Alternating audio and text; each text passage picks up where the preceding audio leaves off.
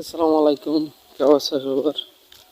নিশ্চয়ই আর্জেন্টিনার ভক্ত বা আর্জেন্টিনার ফ্যানরা নিশ্চয়ই সকালের ম্যাচটা দেখেছে। আসলে আজকের ম্যাচ নিয়ে ম্যাচটা আসলে খুব বেশি উপভোগ করে নাই। উপভোগ না, আসলে খুব বাজেভাবে হেরেছে প্যারাগুয়ের কাছে। প্যারাগুয়ে অত্যন্ত বলতে গেলে খুব ভালো একটা ফুটবল খেলছে। আর্জেন্টিনার কথা কী বলবো, মার খুব শূন্য ছাড়া তাদের বারবার বল লুজ করতেছিলাম। ম্যাকলিস্টারের কোনো ভালো নাই, খেলা দেখলাম না। এনজোর পারফরমেন্সও খুব বেশি হতাশজনক ছিল।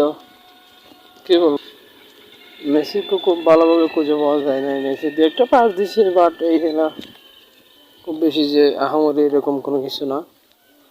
তো এরপর হচ্ছে তারও মোটামুটি কাছে গোল দিছে, এটা জাস্ট এর বাইরে তার আহামরি কোনো পারফরমেন্স না। কী বলবো, আর ডিফেন্সের কথা কী বলবো, তারা অনেক বেশি বল লুজ করছে, বারবার বল কেড়ে নিতেছিল। প্যারাগুয়ে অত্যন্ত ভালো খেলছে, তাদের ক্রেডিট দিতে হবে। আর তাদের বাইসাইকেল গোলটা অনেক জোর ছিল।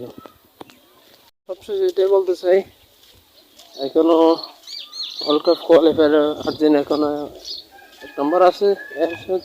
এর সাথে বড় কারণ হচ্ছে আর্জেন্টিনা লাস্ট 4টা ম্যাচের মধ্যে অলরেডি 2টা ম্যাচ হারছে, 1টা ম্যাচ জিতছে আর ড্র করছে। নেক্সট ম্যাচ পেরুর সাথে দেখা যাক, আশা করি ম্যাচে কামব্যাক করবে।